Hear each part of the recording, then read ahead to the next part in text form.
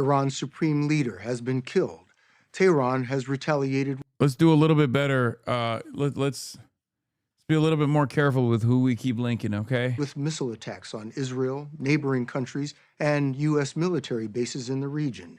At least 3. Falling victim to propaganda that goes against... You're consuming propaganda right now by that guy. Falling victim to propaganda that goes against Reza Pahlavi.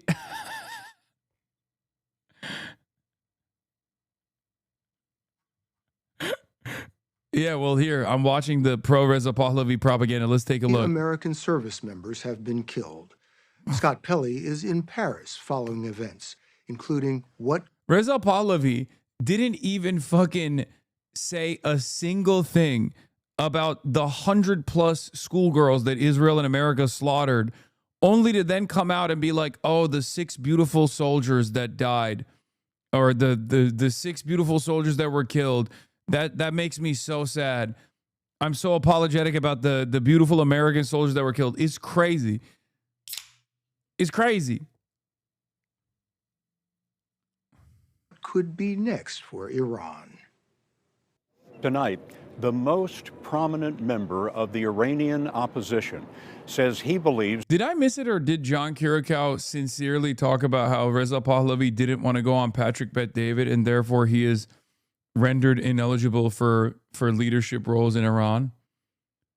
I know I skipped past that a little bit, but did he sincerely say that?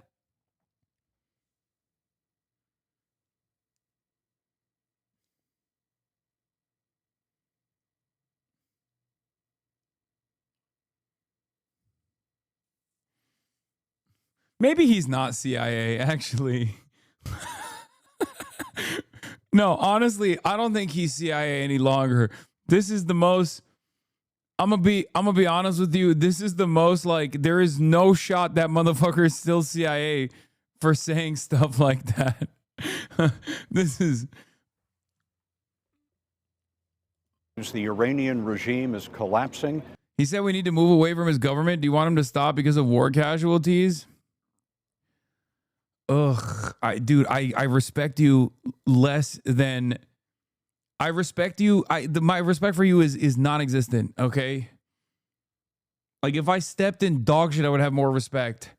Like, have some decency, man. Stop trying to justify this shit. Jesus Christ. Like, you can't literally tell me, hey, I want regime change in Iran. I don't think it's going to happen with American bombs. Like, you can't say that sincerely. Like, it's so far beyond your scope of comprehension. Because you came in here and said that, I'd be like, yes, I agree with you 100%. Okay? It's nutty that motherfuckers come in here and they're like, no, you don't understand. The best possible way to do regime change in Iran is by slaughtering Iranian children. You're a psycho. You're a psychopath. And he would like to lead a transition that makes Iran safe for the world. 65-year-old Reza Pahlavi is the son of the former king, or Shah of Iran, who was deposed in 1979 by revolutionaries and hardline Islamic clerics. In that year of revolution, Pahlavi was 18 years old and living in Lubbock, Texas, where the U.S. Air Force was training him to be a fighter pilot. He was never able to go home. He has lived in exile 47 years, mostly in the United States.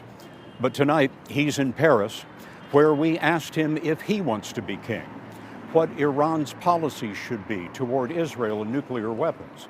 We started our interview with the news that the supreme leader of Iran, Ayatollah Khamenei, had been killed in the opening hours of the war.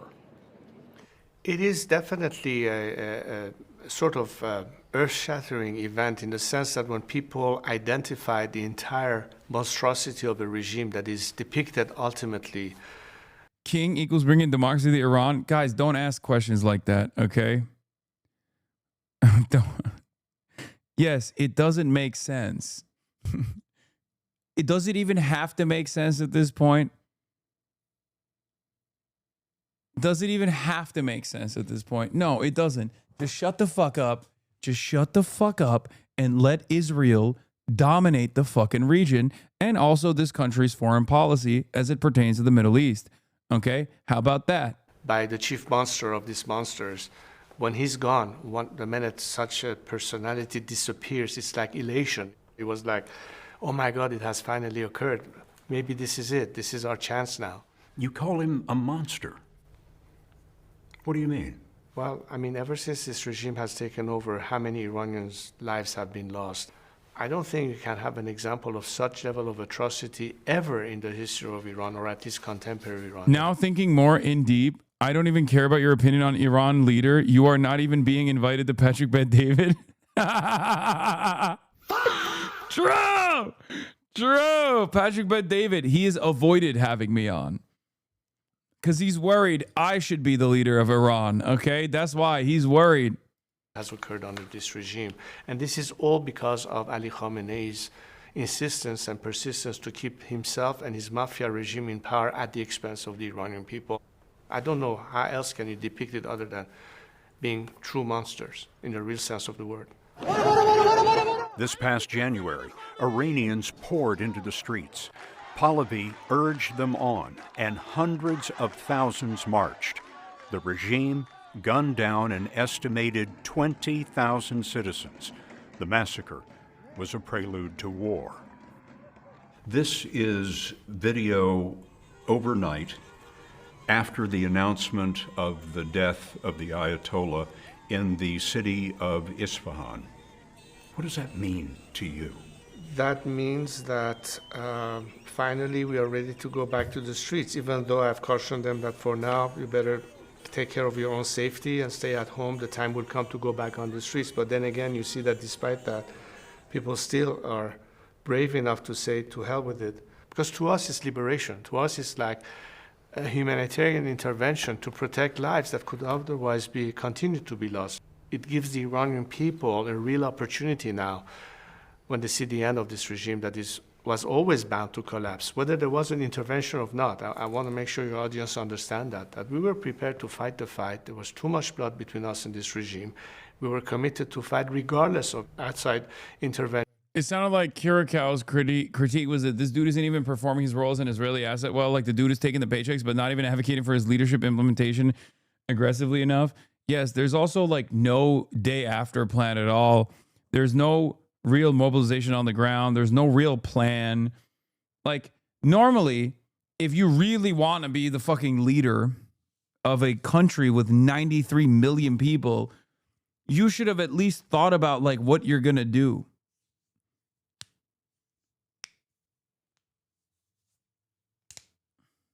Also, it's very funny when he says we're committed to fighting against this regime. It's like, yeah, really? You're committed to it by fucking cashing Israeli checks in Maryland as your wife fucks the yoga instructor?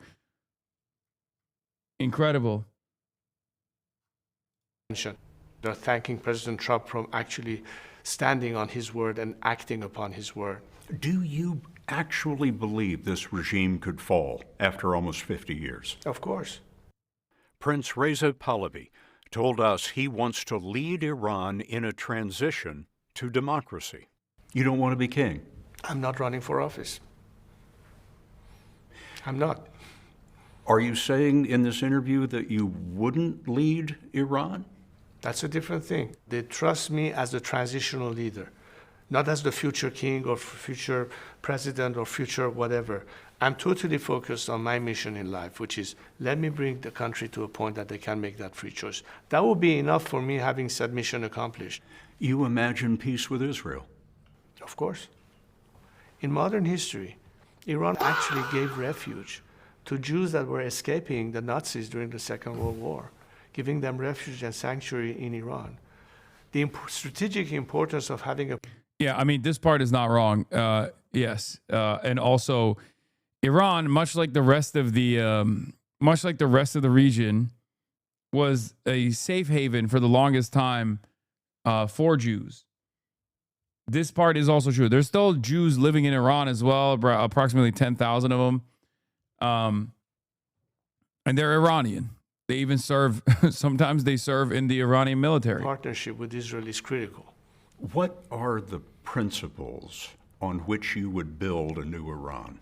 I think what today unites us are four core principles that I think is the subject of how we can work together towards that end.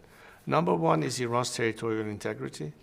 Number two is the clear separation of religion from state, which is a prerequisite to democracy, and we paid the price understanding what it means to live under a religious dictatorship. Number three is, of course, equality of all citizens under the law and individual liberties. And most importantly, the process, a democratic process to allow the people to... A lot of Beverly Hills Iranians are Jews, for the record. Yes, I know. A lot of the Iranian Jews left after the Islamic Revolution. elect and decide what their future system of governance should be. What would happen to the nuclear weapons program? I think it should be totally... Also, they low-key, they like Israel more. Let's be real. dismantled. I don't think Iran has any need to pursue a military weaponizing of the nuclear program. Pahlavi's father was the last king. Mohammad Reza Pahlavi was close. This entire interview is just literally him repeating like what he wants Israel to say. Like, this is just Israel talking. To the United States, but he brutally suppressed opposition and showered friends with lavish wealth. In 1979, he left Iran amid rising political tension, and a hardline cleric, Ayatollah Khomeini, returned from exile to lead a revolution.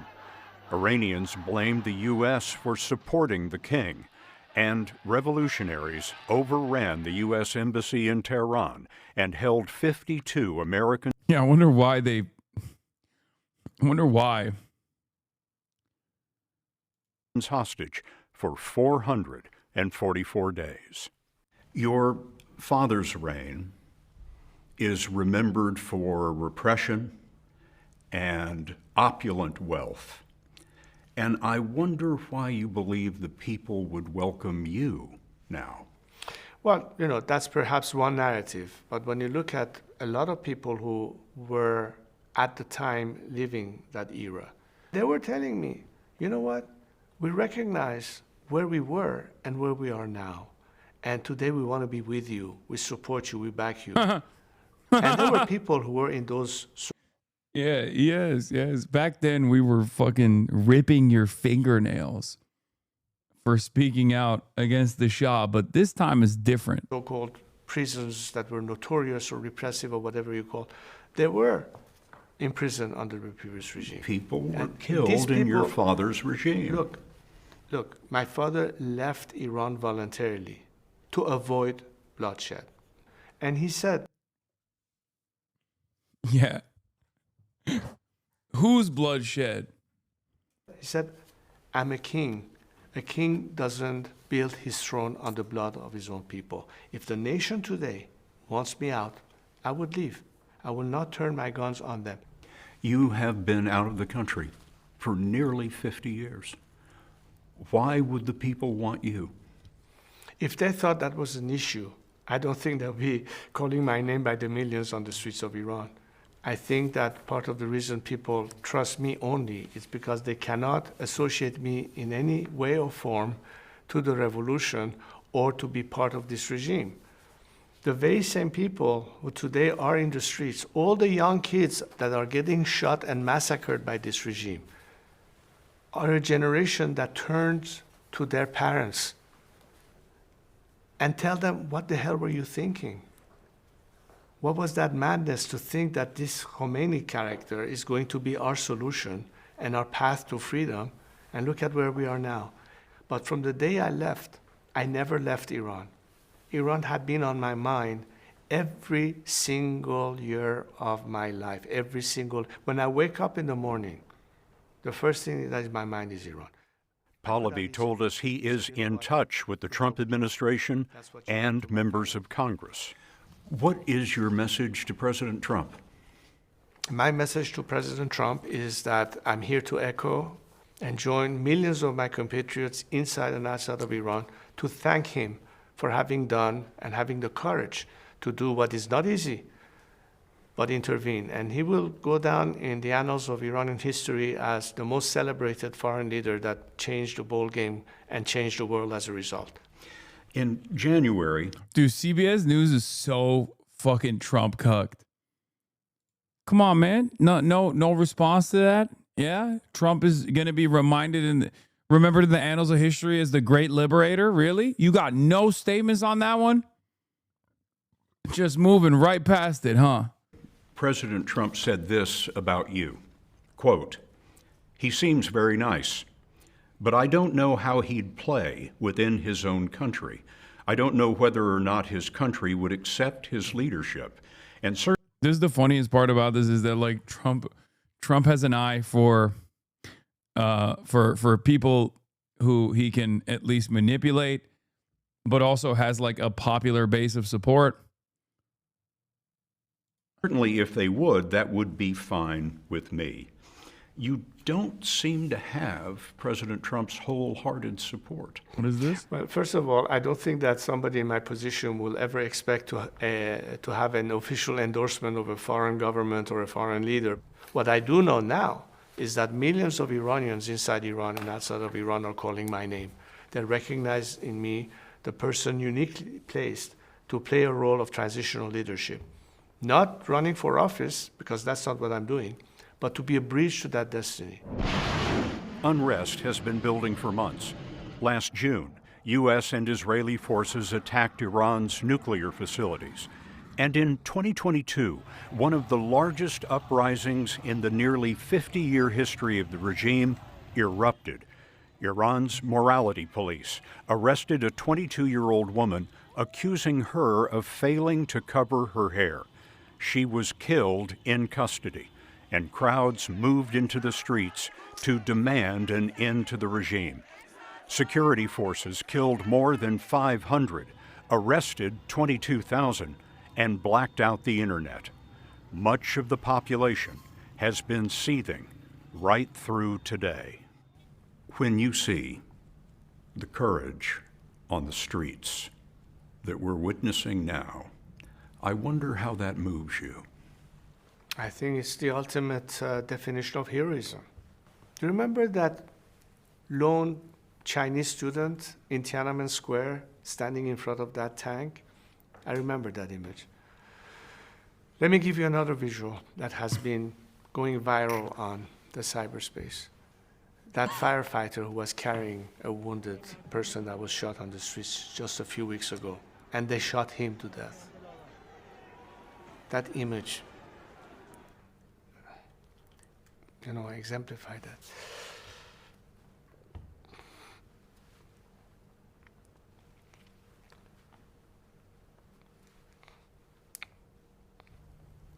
It's a tremendous thing to witness. Pahlavi told us there are units in the military and police who have signaled to him that they would turn on the hardline government. Where they at, bro? Where they at, though? He says many, but not all troops, could be given amnesty in a process of national reconciliation. And in fact, it will be a clear indication that this is the time for them to make a decision. Do you want to join this time with the people, or do you want to stand with the sinking ship? Yeah, good thing. It's possible that this Good thing the Israeli strikes are making that distinction, by the way, by fucking blowing them up. interview will penetrate the internet blackout, and I wonder what you say to the Iranian people. Have faith in yourselves. You are a nation with an ancient civilization. I know how proud you are of your heritage, how important